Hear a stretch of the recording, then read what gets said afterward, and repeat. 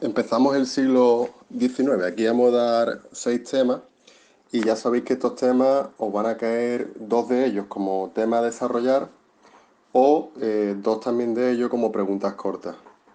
Por ello es importante que cuando lo estudiemos tengamos claro qué es lo que vamos a contar, tener estructurado el tema antes de empezar a escribir, etcétera. En este caso hablamos de la Guerra de Independencia, ya sabéis, entre 1808 y 1814, influida por lo ocurrido en Francia en 1789. Así que recordáis, perdonad la insistencia, primero una estructura clara o resumen del tema. En este caso, pues vamos a tratar X puntos. El uno, España y la Revolución Francesa. El acercamiento a Francia, el motín de Aranjuez, la invasión de España, la guerra de la independencia y la constitución de 1812. Antes de empezar a escribir, el resumen. Y lo que yo os dejo aquí es un resumen, vosotros tenéis que complementarlo. Vamos a ello.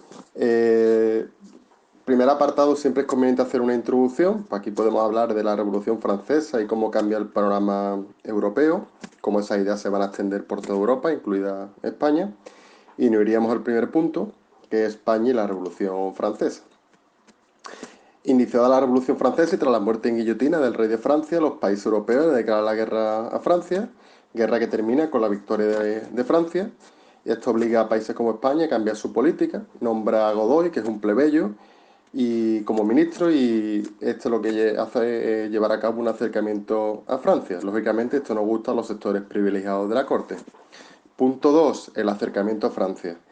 Godoy, en la línea de intentar acercarse a Francia, lleva a cabo una serie de reformas ilustradas. Va a luchar con Francia en la guerra contra Inglaterra en la batalla de Trafalgar y va a pactar con Napoleón el reparto de Portugal. Y eso hará pues, que haya soldados franceses en España. Eso es muy importante tenerlo en cuenta. Todo esto provoca el punto 3, que es el motín de Aranjuez. Los sectores privilegiados, junto con Fernando VII, organizan un motín contra Godoy y Carlos IV. Cuando se produce el motín, Carlos IV pide ayuda a Napoleón y Napoleón... nos vamos al punto... Bueno, Napoleón pues... vamos al punto 4. Aprovechando que los soldados franceses... que es la invasión de España. Aprovechando que los soldados franceses están en España para invadir Portugal, Napoleón cita a padre e hijo, Carlos IV y Fernando VII en Bayona, y allí nombra rey de España a su hermano José I. Y José I pues, va a llevar a cabo una serie de reformas ilustradas que quedan reflejadas en el llamado Estatuto de Bayona. Punto 5. La Guerra de la Independencia. El 2 de mayo de 1808 se inicia el levantamiento en Madrid, levantamiento que es aplastado por las tropas de Murat, general francés, y que provoca la extensión del levantamiento por toda España. La lucha contra los franceses se lleva a cabo a través de una serie de juntas de defensa locales que después se unen en una junta de defensa central, que lo que hace es coordinar la guerra contra Francia.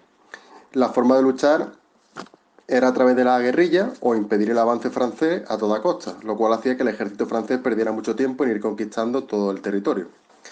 Dentro de la sociedad española podemos distinguir dos grupos, los afrancesados, que sí aceptaban al rey francés y sus reformas, y el Frente Patriótico, compuesto por diferentes grupos con ideas muy diferentes, pero que sí tenían en común una de ellas, que era la expulsión de los franceses.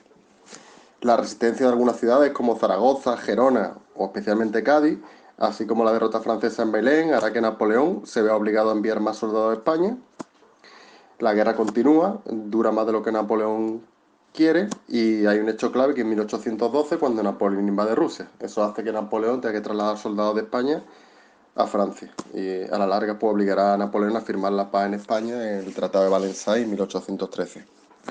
Y nos vamos al último punto, que es la Constitución de Cádiz. Aquí tenemos que acordarnos primero qué es la Ilustración y qué es el liberalismo. Una vez que hemos explicado cuáles son los principios liberales, pasamos a hablar de lo que pasa en Cádiz. Hablamos de la convocatoria de corte, de la dificultad para encontrar representantes de todas las ciudades españolas, y el hecho de que la Constitución se hace en Cádiz y las Cortes se hacen en Cádiz porque es la única ciudad que no ha sido tomada por los franceses.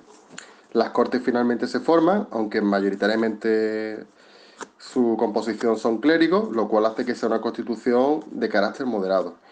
Esta constitución, aunque es muy importante en la historia de España porque es la primera, no llega a aplicarse porque cuando Fernando VII vuelve a España la anula.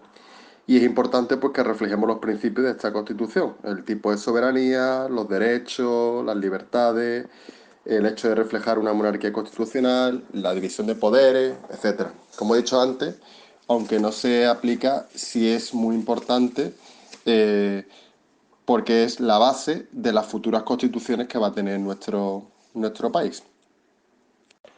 Bueno, y aquí tenéis modelo de preguntas cortas. Dice, ¿qué rey francés gobernó España durante la Guerra de Independencia? José I.